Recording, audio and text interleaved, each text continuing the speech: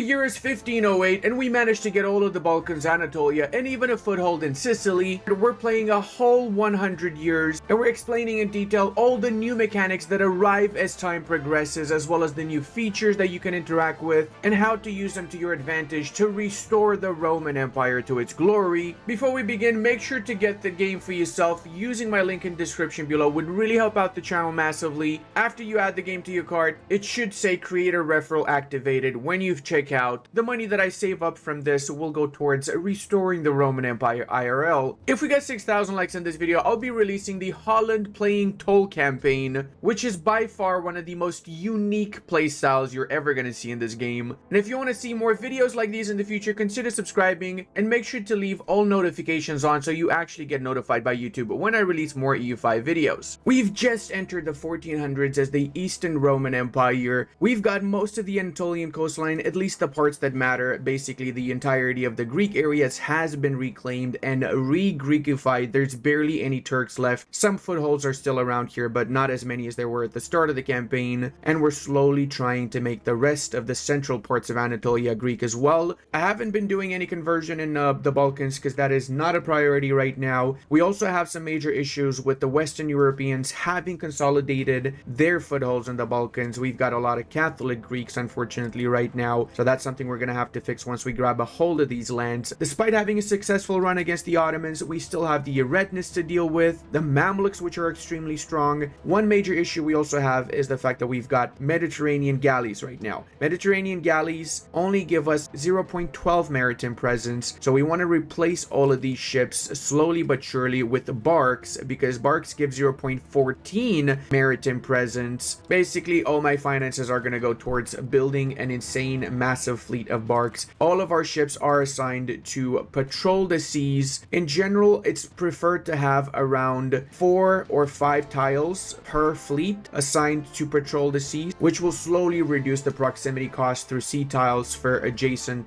locations. Make sure we have a decent admiral assigned for all of these fleets as well. Our admirals tend to die very fast for some reason. I guess the life at sea is pretty tough. Overall, we probably would be smart to have around 7 task forces of 20 ships each, completely surrounding the Greek mainland as well as the entirety of Anatolia. If we go to our control map mode, the areas where we do have high maritime presence, which is illustrated by having a blue tint on the tile itself, which represents roughly around 100 or so maritime presence, which is the maximum. These areas have increased control in the adjacent location, but if you watch the previous part of the campaign, you understand a lot better how this works. We also had a little bit of a rebellion, so some areas have lowered control despite the maximum control being significantly higher. We're already working on fixing that by assigning our cabinet member to increase control in these areas. We also just finished researching Renaissance thought, the second advance in the Renaissance tree, and with it we can accept another government reform. We have 4 right now. The 4th one is of course going to be the harbor administration, which will lower proximity costs through ports by another 5%, as well as move us towards naval value by 0.102. As you probably know, if you already watched the first part of this campaign, this will take some time to fully implement, so it will be finished on the 1st of October 1431. Also, speaking of, if you're watching this video before it even got released because you clicked on the description or the comment section of the first part of the campaign, do me a favor, leave a comment, make it something wild, just because when the video actually does get released, people are going to be like, whoa, how did this guy manage to comment 5-6 days before the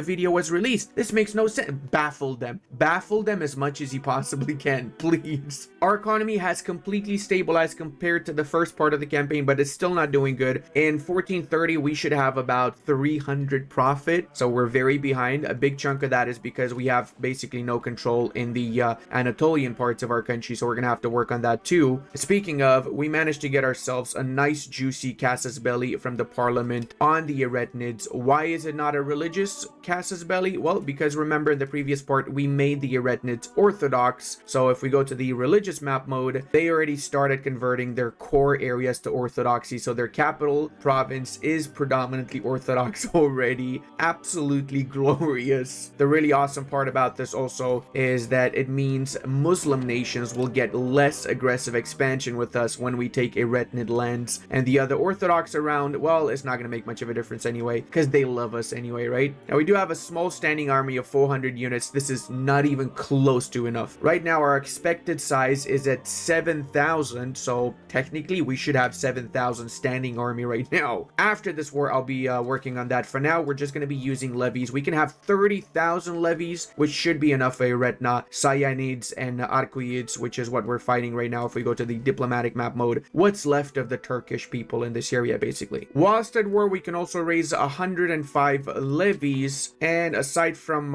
assigning them to transport units from our enclaves into the actual battlefield, we can also use them to again patrol the seas, albeit just for the duration of the war. I also like to embark my units on my ships and then go from island to island, hop around, and eventually get all of these island soldiers in one bigger stack that we can actually use to siege down fringe locations of the enemies as well. Look at that. Altogether, that's a good 2.6 thousand units, more than enough to handle a couple of sieges around here. Right now, Aretna and allies have 25,000 soldiers in total, so we have to be careful. It is not to be trifled with. Aretnid units are actually pretty strong. That's why I'm keeping my army as one main block. Aside from the stray units in the south, I will attempt to destroy the Aretnid army before actually starting to carpet siege the rest of their country, but that requires that I detect the Aretnid army first. By this point in the campaign, also most of the actual capitals of provinces will be fortified. We see here this capital province, which you can tell it is by the fact that it has a silver outline. It is a town and it also has a castle in it. So for us to grab the entirety of that province, we have to grab this one location. Same here, this capital province is fortified. In this case here, this is the actual capital of the nation, and it is a city by the hexagon. What is this called? It's not a hexagon, it's a skibbitygon, I'm gonna call it, because I don't know what it's called. So I started recruiting a few cannons just to help me out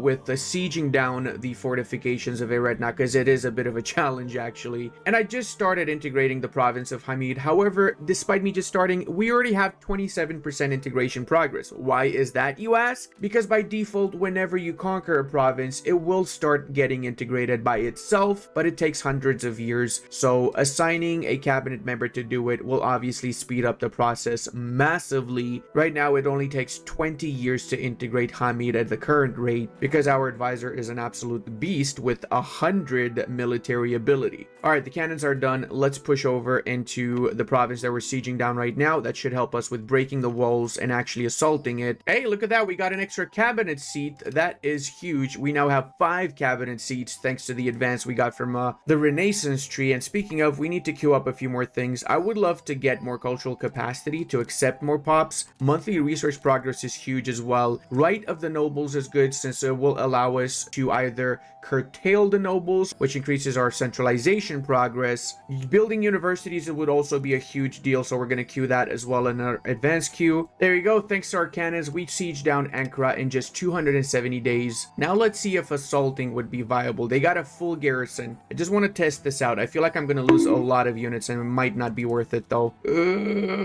Okay, we lost 5,000 soldiers and we brought the garrison down to half. That is super not worth it. Holy mother of God. That's why early on sieges can be pretty brutal. It also means we need more cannons and more professional soldiers. So let's actually start doing that. Get more cannons. Another 5 hoofnys should work for now, and then we can get about 20 handgunners, cavalry, and akriti. I'm sorry, what? I believe we won the war. The Eretnids have landed on Cyprus. So if we do this, their entire fleet is blocked and we basically can do whatever we want now because that's the whole army they got. Oh my God.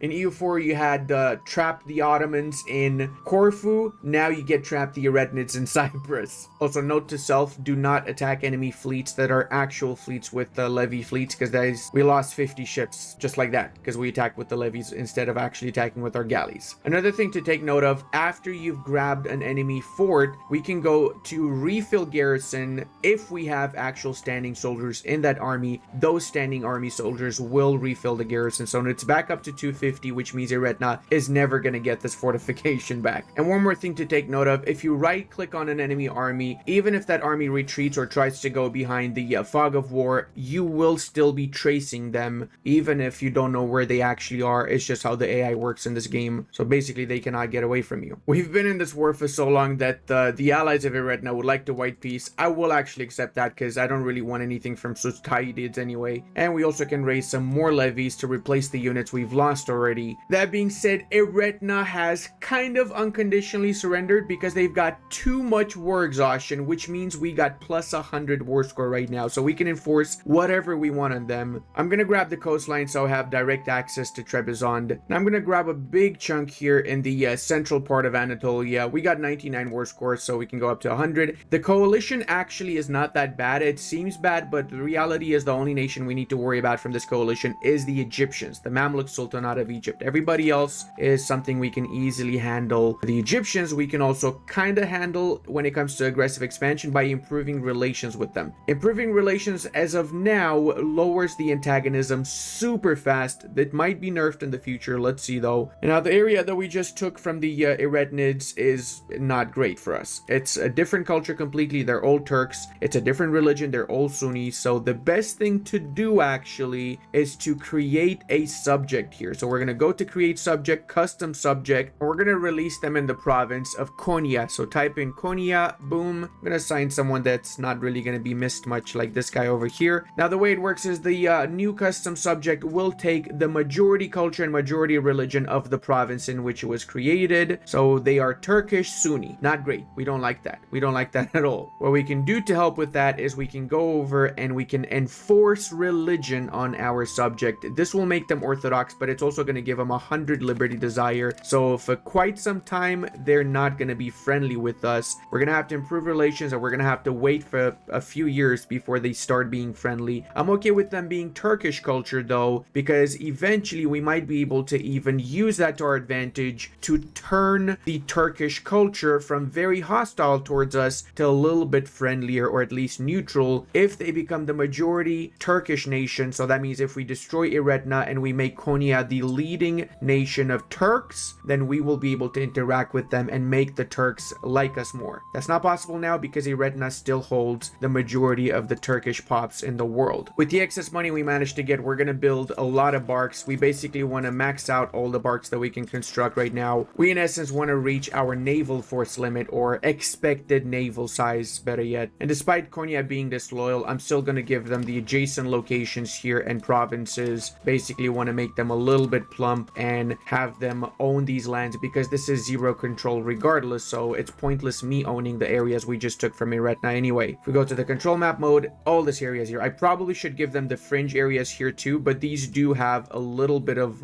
Greek pops in them, and if I gave them to my subject, they would all become Turks, so I'm keeping them for now. Also, we need to increase the army size, so a few hand-gooning regiments are pretty decent. That being said, we are going to need more armories, so we're going to have to spam a buttload more armories if we are to maintain our armies. Remember that every single unit you create, right now the army maintenance is 10, it will increase significantly once we get more regiments though. Also, when recruiting units, we can use the recruit to army button, and then automatically whichever units we have recruited will directly move to wherever the army is located, so we don't have to manually do it for ourselves. And when you want to merge a lot of units, you can also just hold left shift and left click individually on every single ship or unit you have, then bring them all in the same location and press G on your keyboard. There you go, we got all the ships in one major fleet. I think I'm going to reassign this fleet to the northern areas where there's literally zero control. We need to really double down on proximity on this northern bit. Since it is technically very close to Constantinople, we should be able to get 70 to 80 control here once we have actually integrated these lands, which, speaking of, will be the next area to integrate once we finish what we're doing right now. Also, I've created a defensive league with Trebizond, which put me over the threshold of acceptance reasons, which means now they can diplomatically become our subject. We don't need to attack them to grab what's left here of Trebizond. And because their primary culture is Pontic, it wouldn't be the worst idea for us to just give them the adjacent provinces that used to be their provinces anyway before Aretna took it from them. This should be enough. I believe this is the majority of the Pontic area. Let's go to the cultural map mode. Yep, that is correct. Most of this is Pontic. There's some more Pontics here, but I want to hold on to these areas for myself. I don't want to make them too massive either, since I'm confident this can easily become super high control without exterior help. The Romans really have a lot of great units, such as the Eastern Roman Cataphracts, so I'm going to recruit 4 regiments of Cataphracts to add to the already sizable army, as well as I'm going to get some camp followers, because we want to make sure we don't starve our units too. The auxiliary type of unit allows us to carry food, which our army is going to require outside of our provinces, so when we're attacking attacking an enemy nation and we're far away from our supply lines, that food will make sure our units don't die from starvation. Also, it's funny, but most of my naval society value has increased because of naval support agendas of the parliament than anything else right now. The age of discovery has arrived, the same like the previous age, whichever focus we decide to go for. Once we've researched the advances from that focus, we keep them for the rest of the campaign. For us as the Byzantines, the administrative focus is the best because it offers a lot of bonuses to population conversion, to population assimilation, things that we desperately need to survive in the current environment where everybody is a different religion and a different culture from us. Because of our advances, we are also now able to get a second level of Chancery, which means we will have increased efficiency of cabinet by another 2.5% once this is finished building. These kind of small buildings are not very obviously important, but they truly make a difference. The earlier you build them, the more you get out of your cabinet, so the faster you do whatever actions you assign your cabinet members to. We've also reached that point in the campaign where it's time that we explore the rest of the world, so I'm gonna assign some explorers towards the New World. Why am I doing this? Do I need to colonize the New World? No, but I just want to see what's happening there. I want to see how big the colonies of Castile and Portugal are already. A new law is in town, and its purpose is to curtail the nobility. This has a lot of benefits, but it also has the biggest drawback, namely we cannot hire cabinet members from the nobility estate. If we go to our cabinet members, most of the people in the pool are actually from the nobility, so that would block a big chunk of people which we would not be able to hire. I'm gonna test this out. I might have to change back to noble electorate afterwards if we end up with no possible cabinet members. The cabinet members that are a part of the nobility estate that have already been hired, however, can still stay in office until they pass away, so keep that in mind. Oh hey, we've got another civil war, this time against the peasantry. Well, I'm just gonna use my regular army. I'm not even gonna raise levies because we only have like 6 provinces that broke away, so it's really not that big of a deal. Guess the peasantry doesn't have as much power as it used to, does it now? We have researched socio-economic law policies now, so we've got the option of going for education of the people, which would bring us towards innovative and humanist more. Truth is, none of these options are bad, but simply because I want to get more innovation and humanist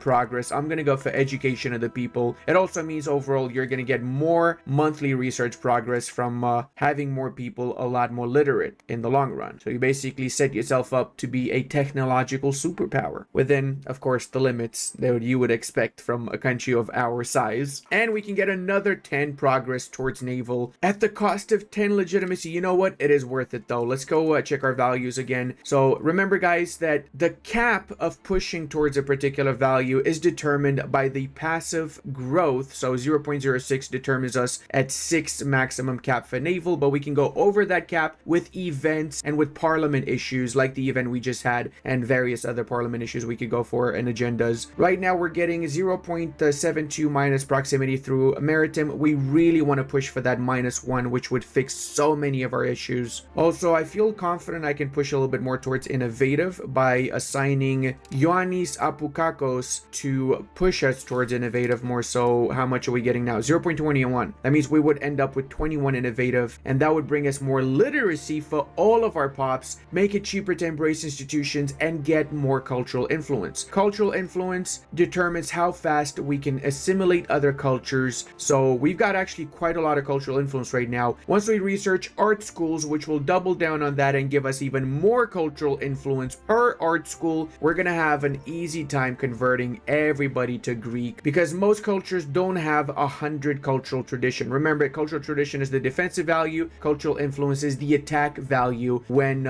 dealing with other cultures. The time has come for the Greeks of Athens to return to the fold. They are still a subject of Sicily, which is allied to Florence and the Papal States, which is also why we've decided to merge all of our fleets into one major fleet, and we gave it the order to hunt enemy navies just to ensure the enemy armies do not land on our territories, and in the meanwhile we can use this to push in and grab all the Athenian, Neopatrian, and Solonian provinces. Now of course we will need all of our levies too, because the enemy coalition is significantly stronger than what we fought so far. We can use our levies to push for Salona and Neopatria in the meanwhile.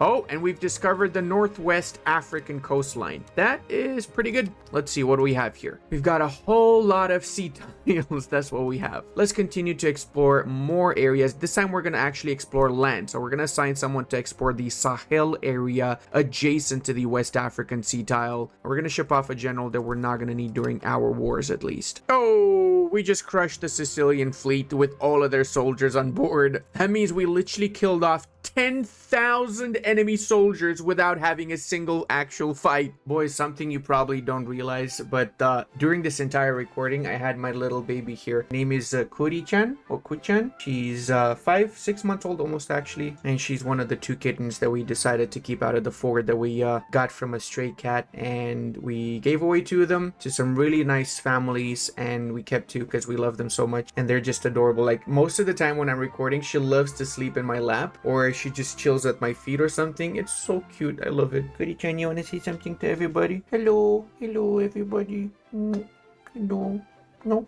She doesn't like you guys. She said you guys didn't subscribe to the channel, so she doesn't want to talk to you. Maybe if you subscribe, she would. Who's to say? Nobody knows. Yeah, I'm going to put her back on my lap now. Or no, she decided to walk on the table. Okay, fair enough. I mean, it's her house anyway, right? Guess what, boys? We managed to, if I can actually see, because my cat's in front of the monitor. Jan, stop it! Guess what, boys? We wiped out another 10,000 enemy soldiers as they were trying to disembark in the Ambracian Gulf. Oh, you have another 6,000 incoming? Let's go, boys. Let's go. Wipius Maximus Autus. We've so far wiped out 27,000 enemy soldiers, almost all of them before they managed to disembark. So this is literally the meta, because honestly, most of those were actually regular soldiers, not levies. So we probably would have lost most of those engagements if it were land battles. Literally having 59 galleys has saved our butts right now. Oh, what is that? Yet another Sicilian navy? Genuinely, I'm so shocked that they're still trying to land. That is how many units so far? We got 46,000 that we murdered, and somehow they still managed to muster 25,000. I mean, sure.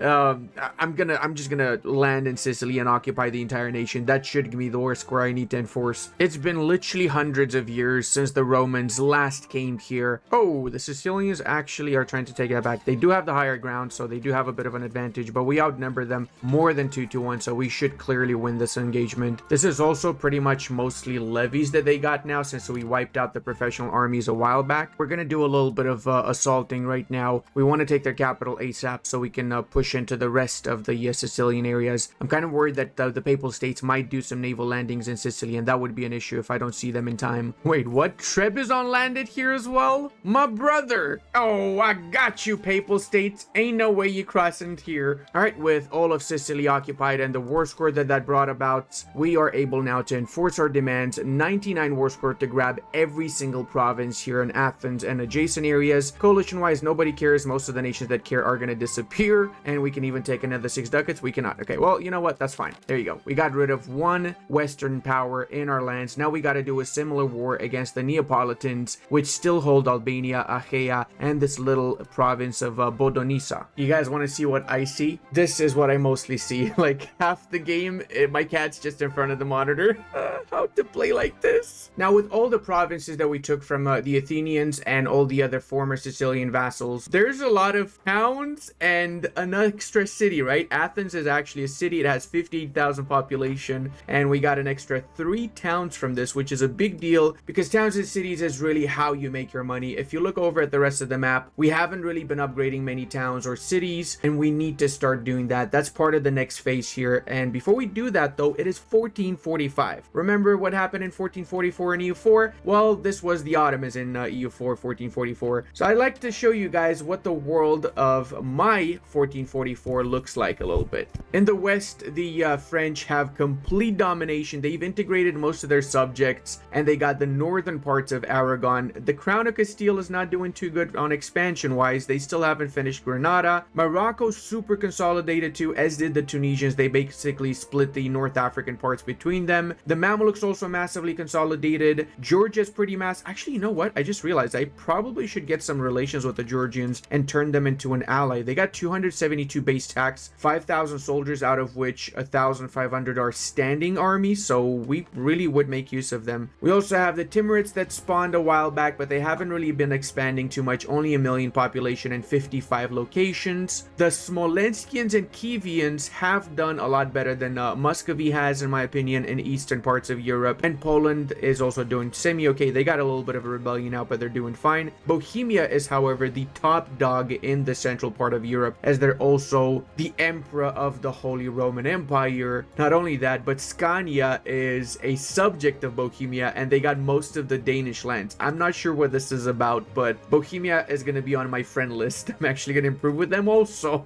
They might be able to help us against Hungarians once we start taking back the rest of the Balkans. Also, whilst everything is happening, my cat is trying to punch the cursor. She's 100% sure the cursor's some sort of evil being that's trying to take over my monitor. She's trying to help out. I think she's doing a good job, really. A lot of buildings are actually missing from the towns we just took over from the Athenians, so we're going to build that up. First off, the temples that increase our control by 5%, and then libraries and everything else that needs to be constructed. They don't even have libraries? Holy mother of God. There is a new mechanic in the Age of Discovery. I'm talking about the hegemony mechanics. When the Age of Discovery triggers, there's 5 hegemonies: economic, naval, military, diplomatic, and cultural hegemon. Every single one of these hegemonies gives unique abilities, such as the ability to assimilate an entire area. If you're cultural hegemon, that means if we go to our map mode, we would be able to assimilate the entirety of the Marmara area, West Anatolia, Central Anatolia, Cappadocia, with a single cabinet member if we were cultural hegemon. We're very far from being cultural hegemon, though. The French have 326 cultural influence compared to the 143 that we currently have. Another unique ability is to violate sovereignty, force soldiers as workforce if you're a military hegemon, and you get war score cost reduction. And as naval hegemon, you can force embargo. That means that you can literally force other nations to stop trading with another nation. So what's been happening is the Mamluks have been continuously asking other nations to stop trading with us. The latest victim of which was Hungary, which as of now is embargoing us. I could fix this myself by getting 23 heavy ships, thus taking the naval hegemony away from the Mamelukes. I don't yet have heavy ships researched, so I think I'm actually going to queue up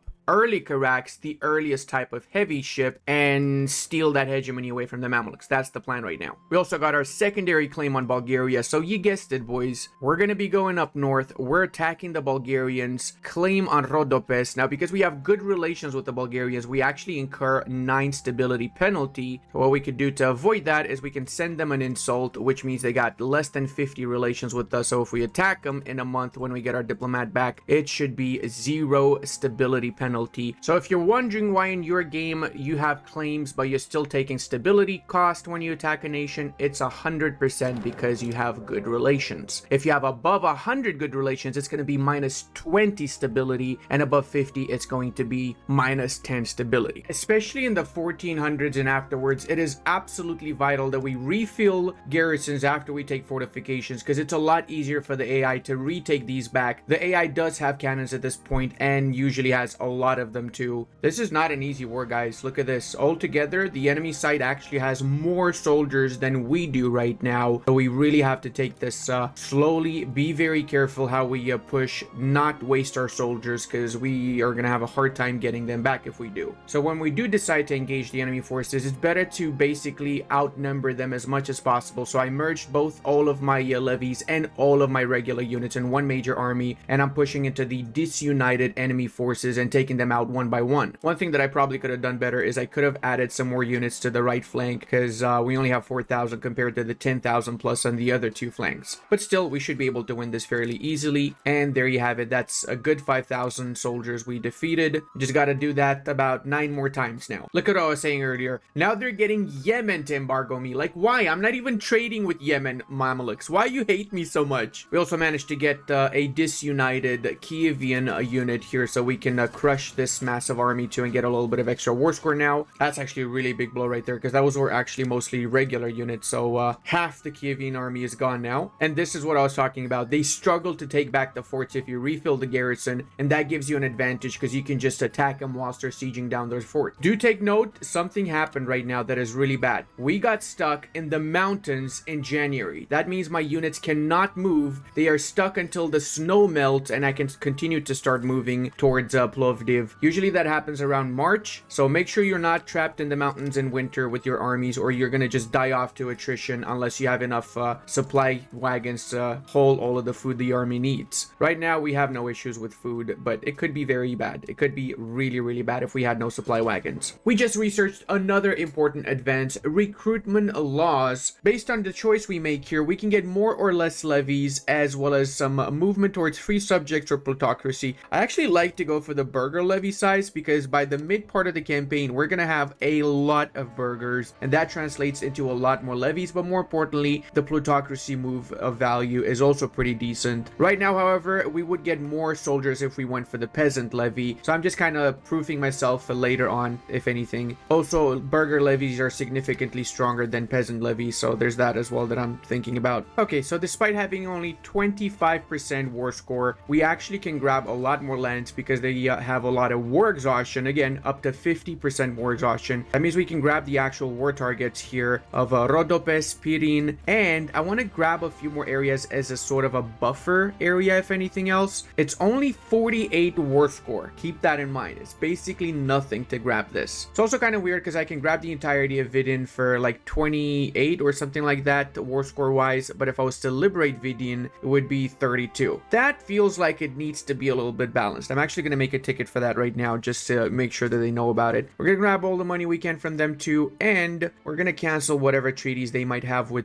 Kiev, so in the future we don't need to fight Kiev as well when we're attacking the Bulgarians again. Now look at this, we're looking way juicier, and we also have another CB on Aretnas that we haven't yet enforced, and it's going to expire this month, so we're instantly going to attack the Aretnids to disband our levy so we can start the war against Aretna. Parliament approved claims. Let's Gucci von Strombolucci. We're a little bit in overdrive right now with expansion, aren't we? Now, one very important thing to take note of, guys, whenever you get parliament agendas, you might be able to address local assembly complaints. This destroys the local assembly building. This building is created just to give power to the peasants. It does not produce anything. It is a horrible building that you want to get rid of anytime you can. Right now, the only way to get rid of it is by addressing local assembly complaints. So this particular parliament agenda is the only way. They might add some more ways in the future, and I'll let you know once I find out about them, but for now, that's it. There you go. Even more. How many local assembly do we have? We had so many built. Throughout the years, they will build a lot of them. And there's an equivalent building for the nobility, as well as for the burghers. The toll castle is the one for the nobility, and you might be able to get rid of them similarly to how we got rid of them now. Actually, I could probably go to 100, so maybe I can change one of my legislations too. I've been eyeing up the noble controlled mining operation for some time. I want to switch over to plutocracy capital economy increase from the burgher controlled mining operation, so we can use our parliament to change over to the burgher control mining operation. So now we can get another 5% from naval support, which is going to push us towards naval even more, and we're going to pass this parliament issue as well. I'm a little bit shocked, but apparently every single Bulgarian province we got has around 90 to 100 minus prosperity. Look at the debuffs we get from that. We're basically not producing any raw materials, no promotion speed, no migration attraction. It is horrible. So I've designated Mr. Euxodius to help all of the Bulgarian provinces eventually recover their prosperity.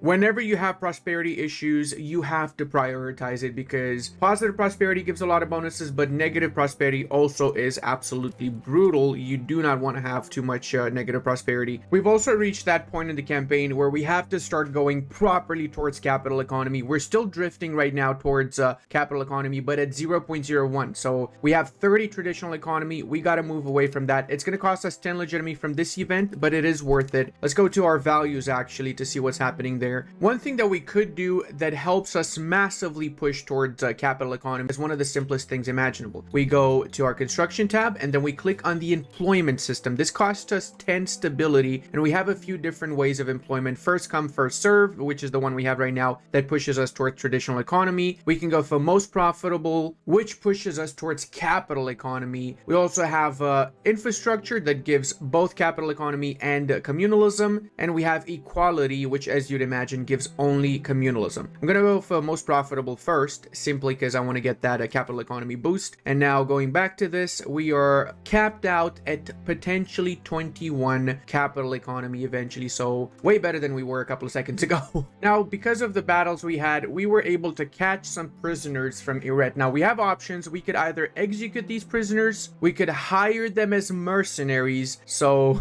it would cost us 2,000 ducats to hire 34 soldiers. Yeah, that's not happening. Or we could ransom them, and that would lower our antagonism by 0.17. I'm gonna ransom them, and would you look at that, we already have won the war. They've got too much war exhaustion, which means it's kind of the same like capitulating in EU4 is, I think. You could probably make the correlation between the two. Now, aggressive expansion is actually not that much. Barely anyone in that coalition against us. And I'm going to take a little bit of money too. 306 is enough for me. Boom. There we go. Way more Roman lands. And of course, we're going to give all of this stuff to Konya because it's a lot more beneficial if we do so. You know what? Expensive education feels like it's not worth it. We've been paying an extra 2% cost of court because of our heir, and he's 41, 58, 50. He's not even 68 by the age of 15. Come on, buddy. You gotta do better than that. I expect you to be 100 by the time you become our leader. I probably spent thousands of ducats if you add it up on his ass. Now I'm getting the feeling of how parents feel IRL. We still have quite a lot of diplomatic capacity, so I'm gonna create some more custom subjects. One in Zagore, which means it would be our second Bulgarian subject, and I'm also gonna give them the province in Sredets. I am gonna keep direct control over the Pirin province though, because they've got a silver mine here. So this silver, you have no idea how overpowered this can be. We can make a ridiculous amount of money off of this silver alone. That being said, we could probably give them Shliven as well, and I'm sure that's exactly how you pronounce that province, right, my Bulgarian broskies? Shliven! We're going to Shliven today. That's where all the Slytherins and Harry Potter come from, in case you're wondering. The original name was Slytherins. Because we've grown in size so much, we are actually lagging behind with our market. What do I mean by that? Well, see, our market is a little bit too big right now for its own good. It's actually a little bit better to just create multiple smaller markets, because if we go to the market and we check the provinces at the fringes, there's only 20% market access. They're barely getting any market access. What market access does is it determines the priority for allocating resources and food to locations. So these locations basically have close to no priority. After the main locations with the high market access use up all the resources, if there's anything left, these guys get a little bit of it. So the truth is, it's better to have a secondary market. I like to make it myself in Athens, because Athens is a city, has a decent amount of population. So we're going to hover over the market button and we're going to right click, which will create a market. It costs 1,200 to do it. In 89 days, we shall see the Athenian market pop up. Oh, we just got counting houses, boys. This building is really expensive when it comes to its production methods. I mean, it really is very expensive, and it's expensive to build in the first place, but it gives 30% crown power in the location where it's built. So whenever you do have money, it's a good idea to start building these out. I'm going to build one in Constantinople right now because we have a lot of population, so that's a lot of extra crown power from that population in Constantinople. Eventually, we want to have it in every single town and city that we own. The Athenian market is here. Let's check what it looks like. So we've divided our country in two markets now. The Constantinople one, which has 2,600 value. The Athenian one that only has 500 value. There's actually some interesting shortages here. Wheat, fruit, livestock, furniture, books. So what we can do is we can make sure that we expand the RGOs and we make Athens the main city for this market. Make sure that our burghers in Athens are producing everything. We get the market warehouse down as well, which will increase also the trade capacity for burghers and the stockpile capacity. And we're going to ensure that every single good required for this market is built so that our population here doesn't suffer. Speaking of, look at this now. Other locations that previously were part of the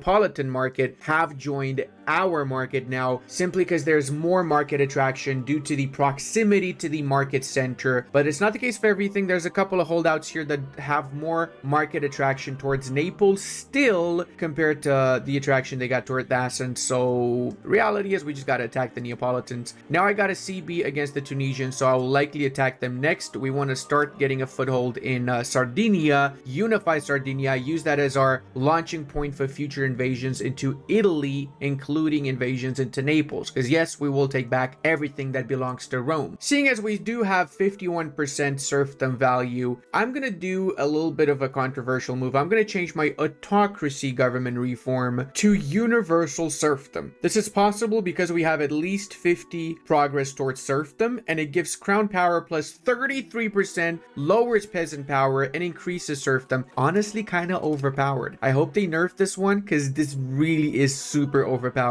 It also means that no matter what other privileges we give to the common people now, we're still gonna have insane amount of crown power regardless. Hey, it's our good old friend Gemistos, who died 3 years ago. Well, at least we managed to get a renowned work of art from him. Not so much Hellenism though. I tried my best, guys. Short of spawning it with console commands, I don't think I'm gonna be able to do it. It is still very RNG based, and honestly I don't think it's worth it though, to be fair. Now we've also been working a little bit on creating more towns. Everything that is about 30 to 40,000 population I will turn into towns, and everything obviously above 50 I will create cities out of. So right now we're turning Chalcedonia into a town, and then after we'll turn it into a city as well. Oh, this is huge. The Byzantine court influence events will no longer trigger, and we get 10% movement towards centralization. You know what? I'm actually okay with that. Let's do it. We're gonna have to take a loan though. Looks like the Sicilians are having a little bit of fun with the Tunisians here, so I'm gonna help them out. I'm gonna attack the Tunisians so I can grab my Sicilian provinces and my Sardinian provinces. If I'm lucky, Tunis might grab a big chunk out of Sicily, which we can grab from them afterwards. I merged all of my ships into one major fleet so we can avoid any sort of major assault from the Tunisians, and we're gonna have to raise some transports as well. We got a pretty sizable standing army right now, 9,200. Might not be enough, but we're gonna use these bad boys to do a little bit of naval invasion into the Sicilian and Sardinian areas, and we're gonna raise the 43,000 soldiers that we can get right now. That's a huge number, but still not enough to fight the Mamelukes. Look at that, 60,000 they got. Holy mother of God. We've done pretty good for ourselves in this war. We managed to get most of their islands, as well as we've crushed their armies a few times, so we got the war score we need to enforce. They also got a few lands from the Sicilians in their deal, so we can grab that for ourselves now. They didn't even hold it for a couple of months. That's how skibbity this whole situation is. We can grab a lot of money as well from them, and this should be more than enough. I don't intend on actually going into North Africa yet. We'll do that later maybe. For now, I just want to consolidate my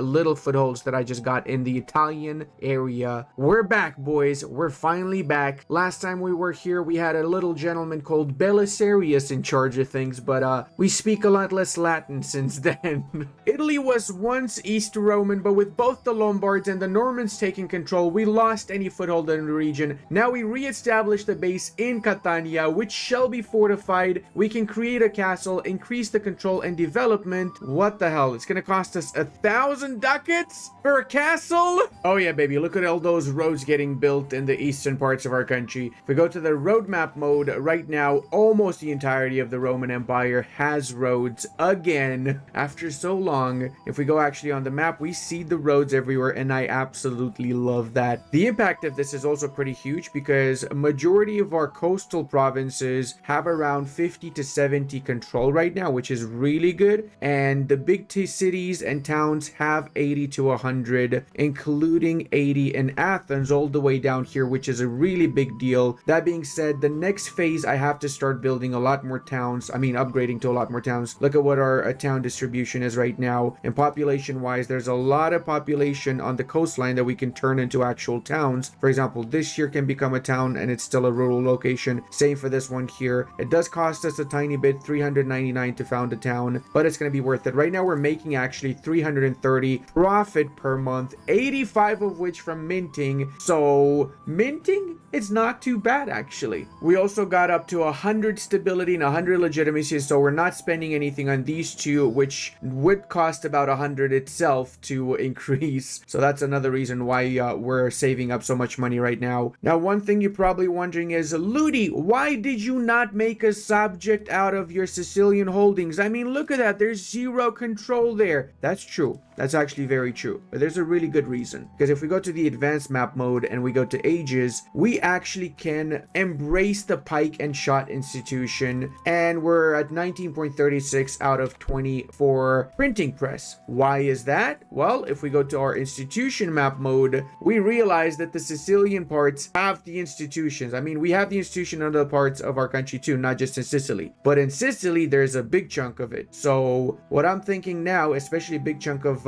the New World institution as well here, it's actually been spawned in most provinces in the northern bits. As such, I'm not making a subject out of this area until I embrace the institutions. All right, we're able to get printing press. I'm going to go for printing press actually first because I really want to unlock the extra cabinet member. So we're going to do max literacy plus 10, which is huge. Imagine max literacy for all of our population plus 10. And then we're going to scroll down here and we've got our cabinet seat all the way at the bottom, as well as our paved roads. These two are massive priorities. Paved road alone is going to completely revamp our nation. It lowers our proximity cost by 5 flat, movement cost by 5 flat, lowers market access cost, and so on. It is just extremely vital. The sooner we upgrade to paved roads, the better. And then we also want the cabinet laws. We want the lumber output increased by 25%. That's huge. Printer shop is a big one too. Building cost, of course, also pretty much all of them are massive. But yeah, the ones I prioritize first should be the first ones prioritized. Pike and shot is also huge, and we're obviously going to go for that too once we have the money. The number of embraced institutions increases by 5% the monthly research progress. So once we get pike and shot, we're going to have 30% instead of 25%. And we've got a little bit of a rebellion. The Sunni Muslims in our country have decided they don't want to be a part of us anymore. So we have to teach them a little bit of a lesson and completely convert them to orthodoxy after this. I also like that we can actually take money from rebellion. So 283 ducats, not bad. It's not worth it still because we lost them a lot more money from having this area rebelled. Plus it's back down to zero control. So now we have to wait for all of these provinces to increase back to their maximum control. You know what? This actually just convinced me. I'm going to release a subject here. So I noticed this area has predominantly Orthodox people. So we're going to release it from Asmatia. There we go. Let's check, make sure that they are Orthodox, and they are indeed Orthodox. That is perfect. Now we can give them the rest of these locations, so we don't need to worry about all of this having super low control. There we go. This looks way better now, and all of these Sunnis in this area are not our issue anymore, and our subjects going to eventually convert them. So I'm currently upgrading about 10-12 locations to towns and cities in the case of Chalcedon over here. The only reason why you would like to keep it as a rural location is because of the RGOs, because whenever you upgrade to town and city, it lowers the amount of RGOs. So from 13 possible wheat in this location, we're going to go down to, I don't know, probably like 7 or 8. So if you have certain provinces where you have really unique RGOs that are really hard to get, such as, for example, alum. Well, alum for us is actually very abundant, but in other parts of the world, it's very hard to find. In Russia, there is 0 alum, for example.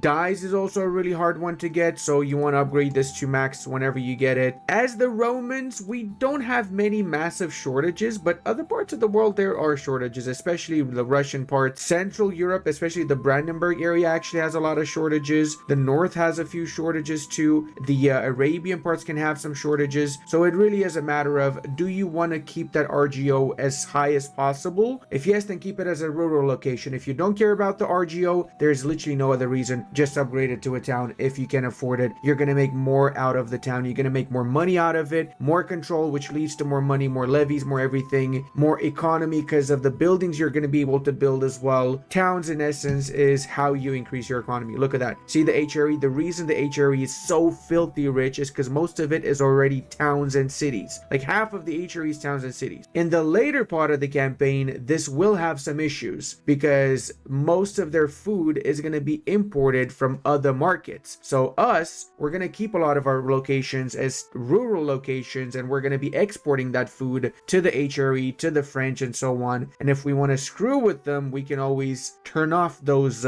food exports, embargo them, and see their populations die because they cannot cannot afford to maintain that high population in towns and cities without the rural location. So I guess you could say we can weaponize food at some point. We're doing another expand gravel road parliament issue, so I guess it's time to upgrade whatever's left road-wise. I don't think we have many left, actually. Look at that. There's, like, I can count it on my hand, like 10 locations without a road, and then we're done for now. The best part about this, though, is that we get another 10 movement towards centralization. Oh, dude. Oh my god. For 20 years, we get 0.10 more centralization movement and tax efficiency at the cost of estate satisfaction and 2.1 stability. 100% yes. Oh my god. Yes, yes, yes. So that means we're gonna reach 100 centralization then by 1485 maybe. Bro, what?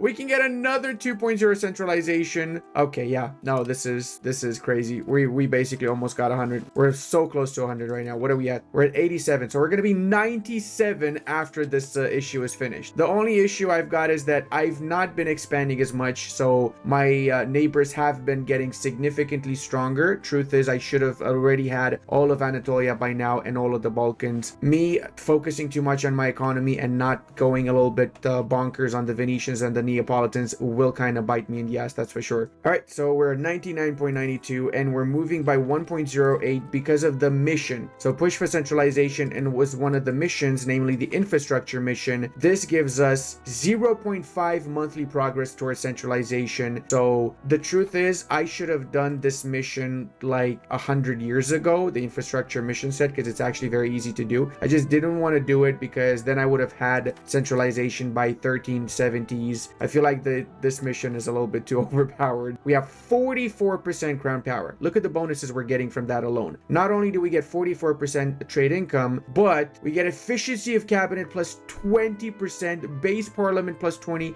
building upkeep minus 20, cost of court minus 1. It's crazy. Look at that. We're already at 32 cabinet efficiency, guys. Like, come on. All right, everybody. We have our next town, Chalcedonia. One of my favorite part about cities is that we get more marketplaces, and marketplaces are literally just, especially since we got 44% crown power, which means we keep 44% of the trade profits. So also go ahead and build the other marketplaces and the other towns that we've created. And I also want to set up my temples in all the towns that we created. I like how my subjects are actually building towns, but they're not building temples in those towns. Like, why? Why would you not build temples the second you built that town? I actually really love this type of event because it's super cheap, 100 ducats only. We turn this location into a town, and we also get centralization. Granted, we already have centralization at 100 already, but it's great, especially if this was to trigger like 100 years ago, would have been amazing. But hey, you know what? Better late than never, right? Oh my god, look at the amount of libraries we're building right now. We're gonna have such a massive shortage of books. I called it 17 shortage of books. Okay, time to get building, boys. Time to get absolutely building. Every town shall have a scriptorium from now on. It's official, guys. We have become the world's #1 power, and that means we have 2.0 diplomatic capacity increase, monthly diplomats 0.2, a little bit of prestige and extra power projection from it, but expected cost of court is increased by 10%. So if anything, being #1 world power kind of feels a little bit like a debuff, doesn't it? Also managed to get myself a nice little claim on Achaea, so that's going to be the next point here. We're going to be attacking the Neapolitans finally. They lost some of their big alliances. They only have small alliances in North Italy now, so I feel confident enough to take them on now. We're going to do the same thing as before. We're going to merge all of our fleets before we start the war so that we can pick off the Neapolitans before they land on our side, just because I got a feeling that they might have some really good units. Well, actually, no, I'm wrong. They only have 6,000 standing army, so that's really not that bad. 700 base tax, by the way, and we have 1,000 base tax. Let's check what the French probably have way more than us. They got 1,600. I'm not surprised at all. The English have 700, the Castilian 600, Bohemian 1,100. Guys, I'm not gonna lie, Bohemia is just crazy overpowered in this game. 1,100. Wow. If we go to the raw material map mode, you're gonna quickly understand why. Look at the amount of gold mines mines they got. 1, 2, 3, 4, 5 gold mines within their provinces. And look at the upgrade levels. This one alone is 16th level. That is crazy. And they can upgrade it to 17. Oh, and there's more. There's also silver mines as well here. How many? 1, 2, 3, 4, 5, 6, 7 silver mines. These two resources alone, and gems. These resources alone make them an insane amount of money. And for the late game and mid game, they got lead. 1, 2, 3 lead within their country and another 3 right next to them. And they also have tin, the most rare resource in the world as far as I'm concerned. At least every single playthrough I've done, tin felt like really difficult to get. Look at the map. You only have tin in 1, 2, 3, 4, 5, 6, 7, 8, 9, 10. It's like 15 locations where you have tin in the entirety of Europe. For us, we can only get tin in the south. So we have one tin in Mistras, another one in Crete, and another one in Anatolia. That's it. Bohemia absolutely is a beast. By comparison, Brandenburg is so bad. Me, the person that absolutely loves playing Brandenburg, doesn't want to play like it because it's just not fun. It's just so bad. It's like all the flavor it received just nerfs it more. It's just it takes all the fun out of it. It's crazy. We are finally ready for the biggest war of our time. It does cost us 15 stability to attack Naples and Achaea because we've got actually good relations both with Achaea and with the Neapolitans because we had actually been improving relations previously. I did send an insult which lowered it below 100, so instead of 20 it is 10 stability per nation that we attack. This is also further impacted by our power projection, which lowers again the price from 10 to 7.8 stability since we're attacking a nation we have above 50 relations with. And the reason I have these relations with them is because after I took the Sicilian lands, all of Italy or most of Italy was about to join into a coalition against me, so I had to improve relations with them to lower their antagonism. As it stands, antagonism lowers extremely fast if you improve relations with a nation. I'm glad to see that Genoa's on the side of the Neapolitans because we obviously want to grab the little footholds the Genoese have around our country too. Also, we can get 59,000 levies. Okay, we're doing something good, that's for sure. Let's go ahead and crush Achaea before the Neapolitans arrive. They've got some footholds around the Serbian parts too, so they should be able to land their units. I'm not sure I'll be able to prevent that, but I will do my best to try and prevent it. There you go. We see some of their fleet here. We can try and defeat that fleet. Boom, that's one out of the way. And this should be the second fleet. We have significantly more ships than them, and we actually have galleys. Did we actually lose 39 light ships? No way. We actually lost 39 light ships. What? Oh, wow. We gotta rebuild our bark fleet. Jeez, I probably shouldn't even attack with my barks then. Oh, let's go, baby. Increased naval infrastructure is my second favorite after the gravel road because we get pushed towards naval and we get development. That is a really big deal. That's a lot of development right there. Oh, Neapolitan fleet detected. Curious to see how many ships I've wiped out from the Neapolitan side so far. 153. And they still have 120. That is a lot of ships, my man. We weren't as fortunate this time and we didn't manage to capture that many units whilst they were on ships. So what I'm going to do instead now is I'm going to try and keep their armies in Sicily. This is most of their professional army in Sicily. If we keep them here, we should be able to win the war. I really hated when the enemy does what I'm doing, namely going for the capital of my provinces. So I think it's time I build some castles in every single capital province. We're also absolutely wiping the floor with the enemy armies, but that's only because we have one major stack that we're going around whacking the smaller enemy stacks. If we were to go 1v1 with the enemies, we would likely lose because from what I'm noticing, they have a lot of really good soldiers. I mean, look at this battle here. I've lost 10,000. They lost 4,000. Like, what is this about, man? Their discipline is 15. Their morale is 4.5 compared to my 3.9 with 10 discipline. Like, come on, really? Why are Western units OP? Oh no, we've got massive shortages of food. So when this happens in a market, the easiest way to fix this, in my opinion, is clicking on the food icon and then going to each individual province and clicking to see if they have RGOs that you can expand that would help out with that. So in our case, wheat would be pretty good. Wheat actually gives 8 food per 1 wheat. Olives we need simply because we need for the populations and might as well build it because of that, obviously. In general, try and go for the RGOs first. They're usually cheaper and faster to get, and then if that's not enough, there's other ways such as we can import some food. So we can actually go ahead and say import from Ragusa to Athens a little bit of livestock like we just did, or we can also build specific buildings that increase our food production, such as the irrigation, which increases food production by 5% 5%. Or we can do even better. We go to our laborers and we can build windmills in provinces that have rice, wheat, and sturdy grains. So what this does is it gives a massive boost to food production. Remember that rice, wheat is the two biggest producers of food. We only have one rice province in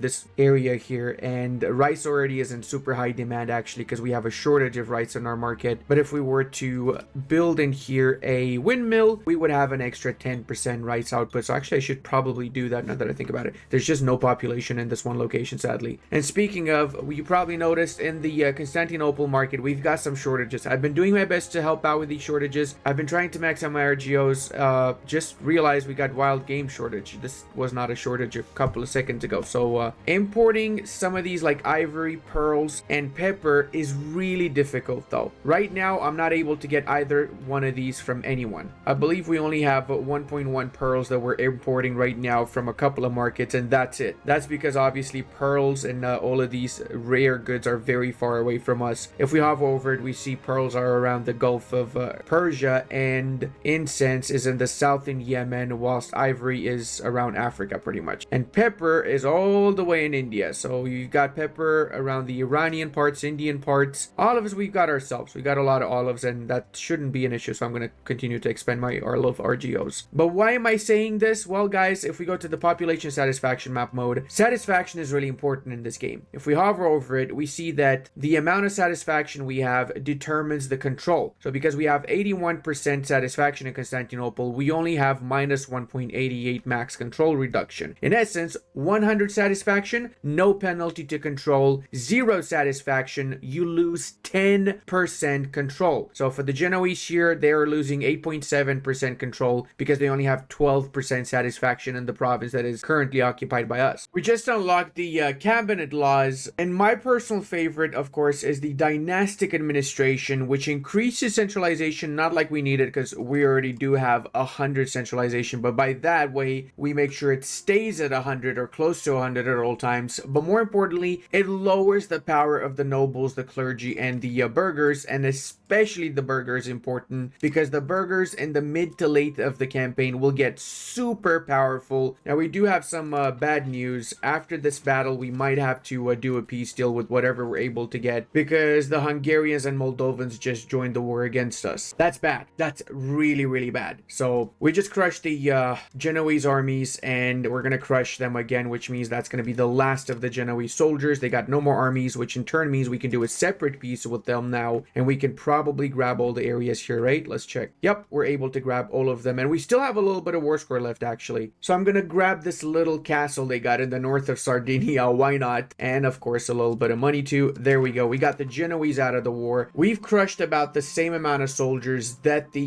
Neapolitans have crushed on our side. So I'm really worried because Hungary is actually pretty powerful. They just started mobilizing now, and as you can see, they do have a significant amount of soldiers. I guess if we crush one more army, we should have the war score we need now. And there you have it. Now we have enough, hopefully. We do. Okay, that's perfect. Naples has a lot of money. Maybe it's a good idea for me to grab some money from the Neapolitans in the future. Oh, look at that. Beautiful Greece, all under our control. Well, mostly under our control. We still have to grab Albania in the next war against Naples. So I took the L and I went out with 50% war score because if I was to fight the Hungarians and everybody else, I probably would have lost a lot more. Even if I managed to grab Albania, the amount of population that we'd have lost would have been a big issue. Because remember, you don't get to replace those people, okay? They permanently die. Now, one more nation we need to attack in here is the Venetians. And Venice is allied to Bohemia, the Holy Roman Emperor, and Hungary. Ugh. Yeah, that's gonna be in the future. I guess we're gonna continue to wipe out what's left of Aretna first. And speaking of, let's check. Look at that. Almost the entirety of Aretna is Orthodox now. Now, to put things into perspective and show you guys how brutal this war was, we lost our entire fleet. We literally have 27 ships left and another 20 here. So we basically lost everything. We got to rebuild the entire fleet now. And because we were at war for so many years, our completely blue 100% maritime presence around our country has gone down as well. So now certain areas don't even have 90 maritime presence, which is affecting our economy massively. So we really got to rebuild that fleet ASAP. Also, I am able to embrace meritocracy. Meritocracy is a age of traditions institution institution that Europeans do not start with. Asian nations start with meritocracy, and it slowly spreads to our country. If we go to the institution map mode right now, it just barely arrived in our area. The advances from the Age of Discovery, the age that we're currently in, such as the Heavenly Architecture, cost 32 research, whilst the tier 1 researches like meritocracy, the first one, only cost 17. So it's almost half the cost. And check out the actual advances themselves. Efficiency of cabinet, absolute banger. Tax efficiency, holy mother. Monthly literacy increase. Trade efficiency plus 2.5. Speed of integration plus 2%. State power from cabinet position. All of these, and I mean literally all of them, are extremely good. So we're gonna queue these up right after we finish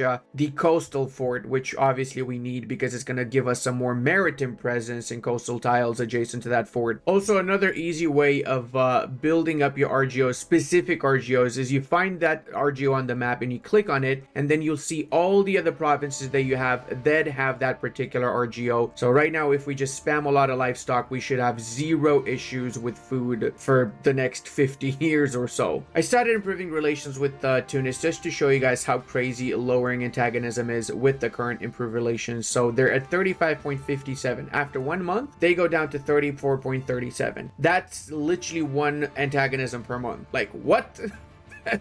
I mean, I know it's not easy to get diplomats, but still, that is really crazy. All right, ladies and gents, we have officially gotten all of our institutions. So now we can start getting our next subject. This is Solians. Set them up in Val di Novo, make them a vassal so that in the future they can spread more institutions to us. And of course, we're going to give them the rest of Sicily. Now, the problem is that they are Catholic. So what we're going to do is we're going to go to our subject interactions and we're going to enforce religion on them. It will piss the schnitzel out of them for quite some years, but they'll be fine eventually, just like Konya was fine a while back. Also, we probably should have that discussion about tribesmen. You probably noticed we lost about 300,000 tribesmen. Where did they go? They didn't disappear. They're still here. They just got promoted to peasants. And right now we have one of our cabinet members that is encouraging tribesmen to settle in the areas where we still have some. Actually, Hamid is the last area where we still have tribesmen. Once these guys are gone, we're gonna lose the tribe's estate, which is really not that much of a good estate, so it's honestly good to just get rid of it. Early in the campaign, there are tribesmen all over the world, but as time progresses, by default, these tribesmen will get assimilated into the local cultures. They'll get assimilated into peasants. You want that to happen, as you want to use them in your buildings. You don't use tribesmen in any building, so they're just pops that you cannot do anything with, pretty much. And there you have it, boys. No more tribesmen, which means our tribesmen estate has completely disappeared, and all the pops that we have we can use now. We don't have any freeloaders around, as my American friends might call them. I'm kind of surprised to see that the Mali Empire has not collapsed. In fact, it's doing pretty good. 800 base tax, 14,000 levies, and 4 million population is a good amount of pops. Mali is ridiculously overpowered too because of all the raw materials with an emphasis on gold that they've got in their lands. By the way, whenever you create a subject, a custom subject that is, they inherit your societal values as well. So Val di Noto has 100 centralization, 92 naval, and they also have universal serfdom and harbor administration. So I would not mess with these people. They are really OP. I did save up 3,000 ducats because we just unlocked the coastal fort, so I wanted to make sure that at least in my core areas I can get the coastal fort constructed. This really should fix our maritime presence issues in most of the areas, but not all, of course. You can actually see the density of towns just dropping massively outside of the nearby Constantinople bit. That's again something I need to really work on, get more towns established. We got a decent amount of war score to make a separate peace with the Bulgarians. I'm not actually taking any provinces from them. I'm just making them revoke some cores, canceling some of their alliances and such. Why am I doing this? Well, because I will have a separate war for the Bulgarians in the future, but more importantly, I just just realized something. I've fallen behind with technology so much. So I need to catch up with technology. It's gotten really bad because I haven't yet researched early arquebusiers, which is the third age unit, and Bulgaria has. If Bulgaria has, you can bet your sweet schnitzel that the Mamelukes have too. Well, this war dragged on for a lot longer than I expected it to, but we're good now. So I am going to take this particular area and as well a little bit of money if I can. Coalition wise, it's just the Aretnids and the Dulkadiri, so we're actually good because the Mamelukes are not joining in. Oh, what is this? Is it a breakaway state or what happened here? Oh, it's a rebellion. Oh, I was getting excited. I thought the Cilicians came back. Are there even Armenians left? There actually still are quite a few Armenians left here. Remember what I said earlier about the plague having the possibility of re-triggering later in the campaign? Well, it just happened again. So this time it's in Poland and in our areas. Now, if we hover over it, we do have 44% resistance to this disease because our people were previously infected by the bubonic plague. So the more diseases we get, the more resistance we get, and as such, the less it's gonna kill off our population as we progress in the campaign. You guys want to see how crazy the scale of building in the mid part of the campaign is? Well, just take a look at the map right now. Also, I did something a little bit wild. I've changed the culture of Konya. So I enforced on them Greek primary culture. However, this did make them a little bit disloyal for the time being. They're gonna come back to the fray, not too worried about it. They're already back up to 7 loyalty. Now, the reason I didn't do this earlier is because from previous attempts, I've noticed the AI tends to not convert anything when I change their culture. I'm curious in the more recent patch if they've changed it. So far, they only have 17% Greeks, the ones in their capital, that automatically get changed when you convert them to Greek, basically the leadership and everybody. But they haven't really been actually actively converting any other provinces to Greek, so I'm not getting my hopes up here. That's also why I use Konya as a test subject, because I'm kind of thinking it's not worth doing it with the rest of the subjects now. Speaking of subjects, we're just about to integrate the Trebizondians. Look at these modifiers here. Loyal subject and the title consolidation makes it 25% cheaper to annex Trebizond, and the progress is at 3.01 right now because they're smaller than us and because of our cultural influence is much higher than the Pontic cultural tradition. Remember what I was talking about earlier with tradition being defense, influence being attack when it comes to cultures. And I'm also getting rid of what's left of Sicily. They only have a couple of locations and they're allied right now with the Florentines, so maybe I'll be able to get some concessions from Florence too as a little bit of a foothold in central Italy. And I've also been actively converting all of the fringe cultures to Greek. Right now, if we look at the cultural map mode, it is very different. We've already made the majority of these two states Greek, and we're gonna do the same with Burgas here. Anatolia is also predominantly Greek. Now we have 4.6 million Greeks and only 1.5 million Turks, with the former Pontic Greek areas having also been converted majority to Greek, even though these are accepted pops. Truth is, I'm not really getting anything out of this, but I just want to see everything Greek. Am I a bad person for wanting to turn the entirety of Anatolia Greek? Is that a bad thing? It's also why I haven't yet released a subject here, because I intend on converting one of these states to Greek, majority Greek, and then once that's done, we can release the subject as a Greek Orthodox subject, and maybe then they're going to be more willing to convert the rest to Greek. I don't know, I'm just hoping. We finished annexing Trebizond. That means we get minus 50 relations with all of our subjects and minus 30 with every nation that neighbors Trebizond. But the good part is that